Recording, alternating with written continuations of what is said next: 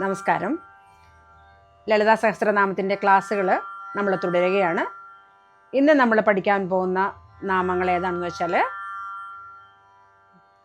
കാമേശജ്ഞാത സൗഭാഗ്യമാർദ്ദവോരുദ്വയാന്വിത മാണിക്യമകുടാകാരജാനുദ്വയ വിരാജിത ഇന്ദ്രഗോപ പരിക്ഷിപ്ത സ്മരതൂണാഭജംഗിക ഗൂഢഗുൽഭാ കുർമ പൃഷ്ട ജയിഷ്ണു പ്രപദാന്വിത നഗദീതി സംഛന്ന നമജ്ജന തമോ ഗുണ പദദ്വയ പ്രഭാജാല പരാകൃത സരോരുഹ ശിഞ്ചാന മണിമഞ്ജീര മണ്ഡിത ശ്രീ പദാംബുജ മരാളി മന്ദഗമന മഹാലാവണ്യ ശേവധി.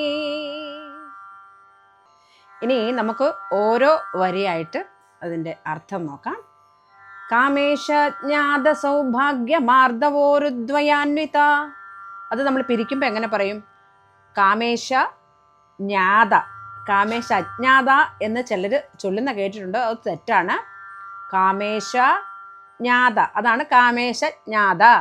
സൗഭാഗ്യ മാർദ്ദവ ഉരുദ്വയ അന്വിത. കാമേശ ജ്ഞാത സൗഭാഗ്യ മാർദ്ദവ ഊരുദ്വയ അന്വിത. കാമേശ, കാമേശൻ്റെ അല്ലെങ്കിൽ പരമശിവൻ്റെ. ജ്ഞാത, കാമേശ ജ്ഞാത, കാമേശൻ മാത്രം ജ്ഞാതമായിട്ടുള്ള അല്ലെങ്കിൽ കാമേശന് മാത്രം അറിയാവുന്ന കാമേശ ജ്ഞാത സൗഭാഗ്യ, എല്ലാ സൗഭാഗ്യങ്ങളുടെയും കാമേശ ജ്ഞാത സൗഭാഗ്യ മാർദ്ദവ, മാർദ്ദവമുള്ള മാർദ്ദവ ഊരുദ്വയ അന്വിത. ഊരുദ്വയം എന്ന് പറഞ്ഞാൽ അമ്മയുടെ മാർദ്ദവമേറിയ തുടകൾ, കാമേശന് മാത്രം അറിയാവുന്ന അമ്മയുടെ ഊരുദ്വയങ്ങൾ അല്ലെങ്കിൽ അമ്മയുടെ രഹസ്യഭാഗമായ വളരെ മാർദ്ദവമേറിയ തുടകൾ എന്ന് പറഞ്ഞാൽ അതിൻ്റെ വേറൊരു ആന്തരികമായ അർത്ഥം എന്ന് പറയുന്നത് നമ്മുടെ ആഗ്രഹങ്ങളും അല്ലെങ്കിൽ നമ്മുടെ ആഗ്രഹങ്ങളും കർമ്മങ്ങളും, നമ്മുടെ ആഗ്രഹങ്ങളും കർമ്മങ്ങളുമാണ് നമ്മളെ ഈ പ്രപഞ്ചത്തിൽ നിലനിർത്തുന്നത്. സൃഷ്ടിയും പിന്നീടുള്ള ബാക്കിയുള്ള സൃഷ്ടി അല്ലെങ്കിൽ അതിനുശേഷമുള്ള നമ്മുടെ വികാസം, വളർച്ച, മരണം, ഇതെല്ലാം നമ്മുടെ ആഗ്രഹങ്ങളും അല്ലെങ്കിൽ നമ്മുടെ കർമ്മഫലങ്ങളും ഒക്കെയാണ് നമ്മൾ അനുഭവിക്കുന്നത്. അപ്പം അമ്മയിൽ നിന്നാണ് ഈ ആഗ്രഹങ്ങളും കർമ്മവും എല്ലാം നമ്മളിലേക്ക് വരുന്നത്. അപ്പം അമ്മയുടെ മാർദ്ദവമേറിയ ഊരുദ്വയങ്ങളെ ജനനവും മരണവും അടങ്ങുന്നൊരു കാര്യമായിട്ടാണ് ഇവിടെ വർണ്ണിച്ചിരിക്കുന്നത്. അതാണ് കാമേശ ജ്ഞാത സൗഭാഗ്യ മാർദ്ദവ ഊരുദ്വയ അന്വിത. മാർദ്ദവമേറിയ തുടകളോട് കൂടിയവൾ, മാർദ്ദവോരുദ്വയാന്വിത. അടുത്തത് മാണിക്യ മകുട ആകാര ജാനുദ്വയ വിരാജിത. മാണിക്യ മകുടാകാര ജാനുദ്വയ വിരാജിത. മാണിക്യ മകുട ആകാര ജാനുദ്വയ വിരാജിത. മാണിക്യം മകുടം, മാണിക്യം മകുടം ചാർത്തിയതുപോലെ, മാണിക്യം മകുടം ചാർത്തിയതുപോലെ മാണിക്യ മകുട ആകാര, ആ രൂപമുള്ള എങ്ങനെ, എന്താണ് മാണിക്യ മകുട ആകാര ജാനുദ്വയ. ജാനുദ്വയ എന്ന് പറഞ്ഞാൽ അമ്മയുടെ രണ്ട് മുട്ടുകളെയാണ് പറയുന്നത്. അത് മാണിക്യത്തിൻ്റെ ഒരു മകുടം ചാർത്തിയ പോലെ ഇരിക്കുന്ന രണ്ട് മുട്ടുകളോട് കൂടിയ മാണിക്യ മകുട ആകാര ജാനുദ്വയ വിരാജിത. ആ മാണിക്യമകുടം ചാർത്തിയ പോലെ രണ്ട് മുട്ടുകളോടുകൂടി വിരാജിക്കുന്നവൾ. അതാണ് ആ വരിയുടെ അർത്ഥം. ചൊല്ലുമ്പം മാണിക്യമകുടാകാര ജാനുദ്വയ വിരാജിത. അടുത്തത് ഇന്ദ്രഗോപ പരിക്ഷിപ്ത സ്മരതൂണാഭജംഘിക. ഇന്ദ്രഗോപ പരിക്ഷിപ്ത സ്മര തൂണാഭ, തൂണ ആഭ, തൂണത്തിൻ്റെ ആഭ, തൂണാഭ ജംഘിക. അതായത് ഇന്ദ്രഗോപം, ഇന്ദ്രഗോപം എന്ന് പറഞ്ഞാൽ മിന്നാമിന്നികൾ, മിന്നാമിന്നികൾ.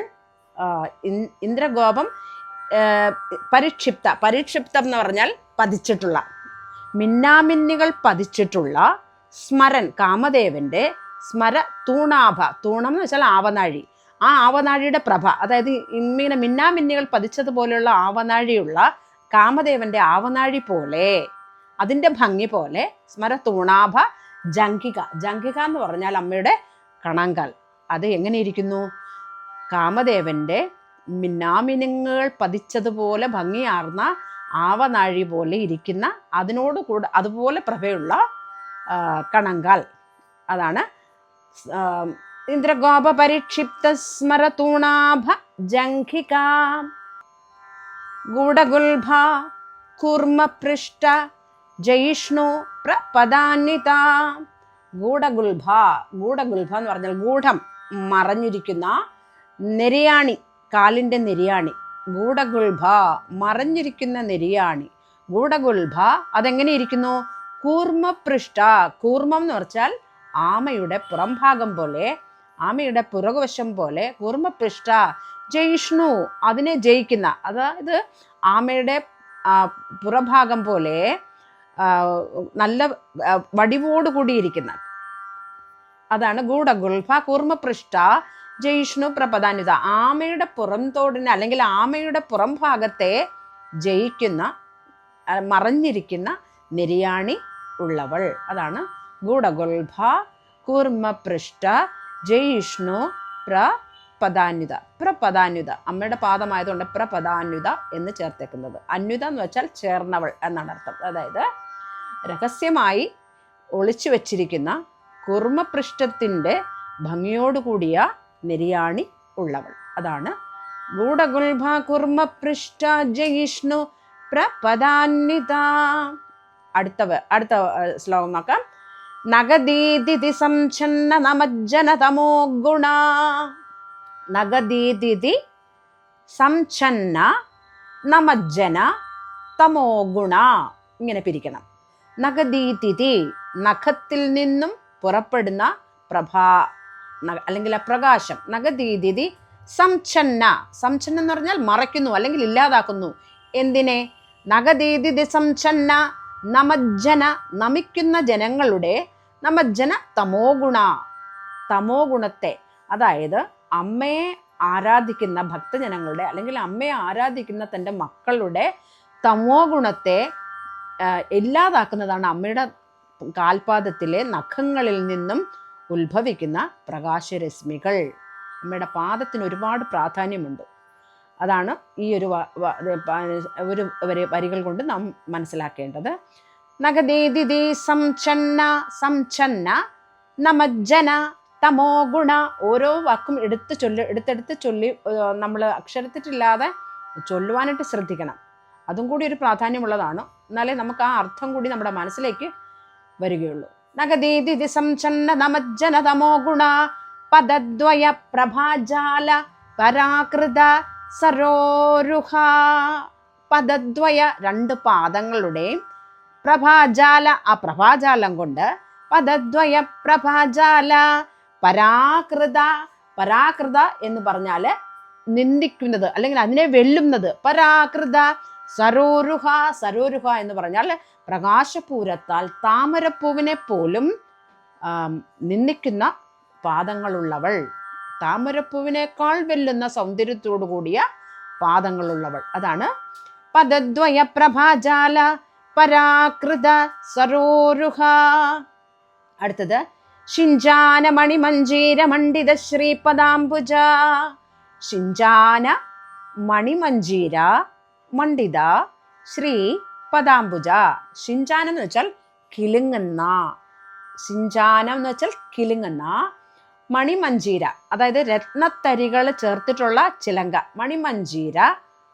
മണ്ഡിത ശ്രീ പദാംബുജം. മണ്ഡിതം എന്ന് വെച്ചാൽ അലങ്കൃതമായിട്ടുള്ള, മണ്ഡിതം അലങ്കൃതം. മണ്ഡിത ശ്രീ പദാംബുജ, ഐശ്വര്യമേറിയ പദാംബുജത്തോട് കൂടിയവൾ. ആ പാദങ്ങളെ പല പല പല രീതിയിലേക്ക് നമ്മൾ വർണ്ണിക്കുകയാണ് അമ്മയുടെ പാദങ്ങളുടെ ആ പ്രാധാന്യം.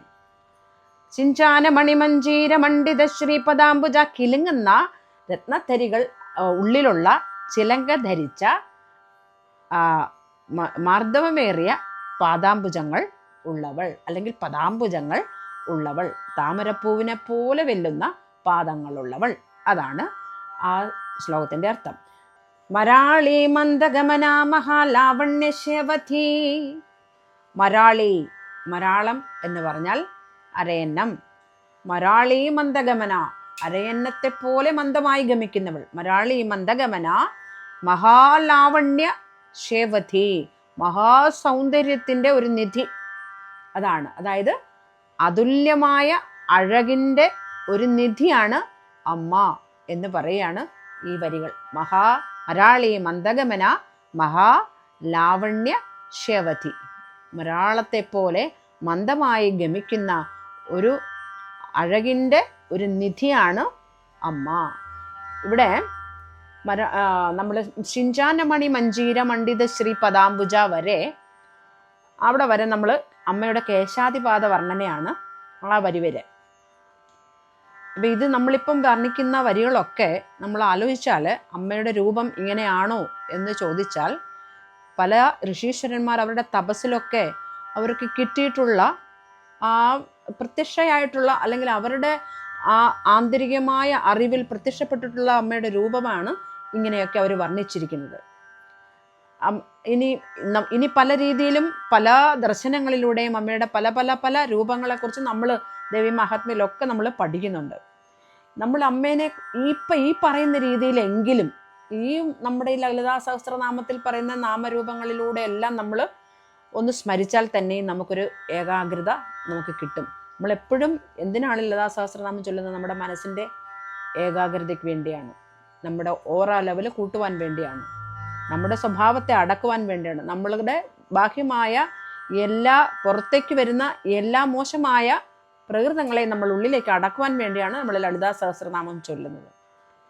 അപ്പം നമ്മൾ ഈ പറയുന്ന രീതിയിലുള്ള രൂപത്തെ നമ്മുടെ ഉള്ളിലേക്ക് ഒന്ന് കൊണ്ടുവരികയാണെങ്കിൽ നമ്മൾ എന്താണ്, നമ്മൾ തന്നെ എന്താണ്, അല്ലെങ്കിൽ നമ്മളെന്ന വ്യക്തി എന്താണെന്നൊക്കെ നമ്മളെ തന്നെ അറിയുവാൻ വേണ്ടിയും കൂടിയാണ് നമ്മൾ ലളിതാ സഹസ്രനാമം പഠിക്കുന്നത്. അപ്പം ഈ പ്രാണ ഊർജം നമ്മുടെ ഉള്ളിലുള്ള പ്രപഞ്ചത്തിൻ്റെ പ്രാണ ഊർജമായി നമ്മുടെ ഉള്ളിലുമുള്ള ആ പ്രാണ ഊർജത്തെ കുറച്ചുകൂടി കൂട്ടുവാൻ വേണ്ടിയാണ് നമ്മൾ ലളിതാ സഹസ്രനാമം ചൊല്ലുന്നത്. നമ്മുടെ മനസ്സിനെ നമുക്ക് പിടിക്കാൻ, മനസ്സിൻ്റെ ധൈര്യം നമുക്ക് കൂട്ടാൻ വേണ്ടിയാണ്. അപ്പോൾ എല്ലാവരും വളരെ ഏകാഗ്രതയോടുകൂടി ഈ രൂപത്തെ ധ്യാനിച്ചുകൊണ്ട്, അല്ലെങ്കിൽ നമ്മുടെ ഉള്ളിലൊരു പ്രകാശ രൂപത്തെ ഉള്ളിലൊരു പ്രകാശ നാളത്തെ എങ്കിലും നമ്മൾ കണ്ടുകൊണ്ട് ഒരു ധ്യാനത്തിലൂടെ ഈ നാമത്തെ ഉരുവിടുകയാണെങ്കിൽ എല്ലാ പ്രയാസങ്ങളും ഒക്കെ മാറുവാനും നമ്മളിലുള്ള വ്യക്തിത്വത്തെ ഉണർത്തിയെടുക്കുവാനും നമുക്ക് സാധിക്കും. എല്ലാവർക്കും സാധിക്കട്ടെ എന്ന് പ്രാർത്ഥിച്ചുകൊണ്ട് നമ്മളെ ഈ എപ്പിസോഡ് ഇവിടെ താൽക്കാലികമായിട്ട് നമ്മൾക്ക് നിർത്താം. അടുത്ത നാമങ്ങൾ അടുത്ത ദിവസം പഠിക്കാം. നന്ദി, നമസ്കാരം.